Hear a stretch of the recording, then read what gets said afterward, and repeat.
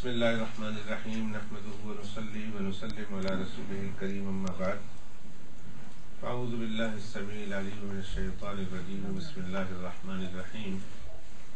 ومن یتق اللہ یجعل له مخرجا ویرزقه من حیث لا یحتسب ومن یتوکل علی اللہ فهو حسبه ان اللہ بالغ امرہ قد جعل اللہ لكل شیء قدرا صدق اللہ العظیم اللہم صلی علی محمد وعلی آل محمد کما صلیت علی ابراہیم وعلی آل ابراہیم انک حمید مجید اللہم بارک علی محمد وعلی آل محمد کما بارکت علی ابراہیم وعلی آل ابراہیم انک حمید مجید یا حی یا قیوم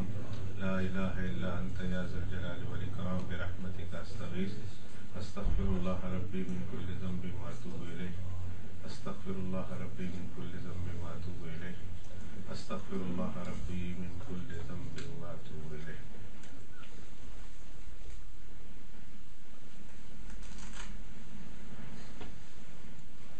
جمعۃ المبارک کے دن ہم ہفتہ بھر میں پوچھے گئے ایسے سوالوں کے جواب قرآن پاک اور سنت رسول صلی اللہ علیہ وسلم کی روشنی میں دینے کی کوشش کرتے ہیں کہ جس سے حاضرین کو اور سامعین کو بھی کچھ فائدہ پہنچنے کی امید ہوتی ہے. اگرچہ ان سوالوں کے پوچھنے والوں کو اس کا جواب بر وقت دے دیا جاتا ہے، لیکن پھر بھی ہم یہ کوشش کرتے ہیں کہ عام مجلس میں بھی ان سوالوں کو دہرا کر اس کا جواب مزید تفصیل کے ساتھ پیش کیا جا سکے. دعا کیجیے اللہ تعالی ہماری ان کاوشوں کو، ان محنتوں کو اپنی پاک بارگاہ میں قبول و مقبول فرمائے. جس مالک نے اپنی توفیق سے ہم سے یہ عمل کروایا ہے وہی مالک اپنی پاک بارگاہ میں اسے منظور بھی فرمائے.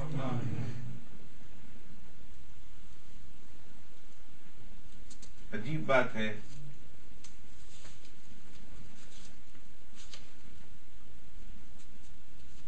کہ کہیں تو کہا گیا کہ تمہارے عملوں کی وجہ سے تمہیں جنت نہیں ملے گی بلکہ میری رحمت سے ملے گی، میرے فضل سے ملے گی.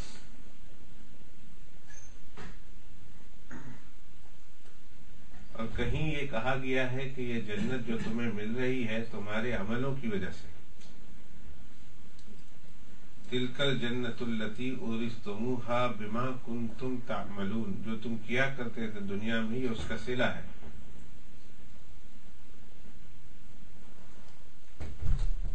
تو کہیں یہ کہا جا رہا کہ نہیں، جنت تمہیں نہیں ملے گی تمہارے عملوں کی بدولت بلکہ یہ میرے فضل و کرم سے ملے گی. اور کہیں کہا جا رہا کہ یہ جنت ہم تمہیں دے رہے ہیں تمہارے ان نیک اعمال کی وجہ سے جو تم نے کیا ہے، جو تم کرتے رہے. کوتا ذہن والے، کمزور نظر رکھنے والے جب وہ اس دو طرح کے مضمون کو دیکھتے ہیں تو شور مچا دیتے ہیں کہ دیکھو قرآن پاک میں اور حدیث پاک میں تعارض ہے. حدیث پاک یہ کہتی ہے کہ کوئی انسان جنت میں اپنے عمل کی وجہ سے نہیں جائے گا، اور قرآن مجید میں اللہ تعالیٰ فرماتے ہیں کہ یہ جنت تمہیں ملی ہے تو تمہارے عملوں کی وجہ سے ملی. تو قرآن پاک کچھ کہتا ہے، حدیث پاک کچھ کہتی ہے، تو پھر وہ اس کا فائدہ اٹھا کر حدیث پاک کو مشکوک قرار دینے کی، مشکوک گرداننے کی بڑی حد تک کوشش کرتے ہیں. لیکن جس کو اللہ سبحانہ و تعالیٰ نے تھوڑی بہت عقل دی ہے، صاحب بصیرت ہے، وہ حضرات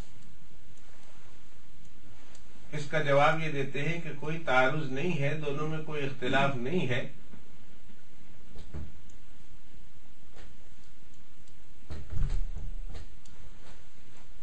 قرآن مجید میں یہ کہا گیا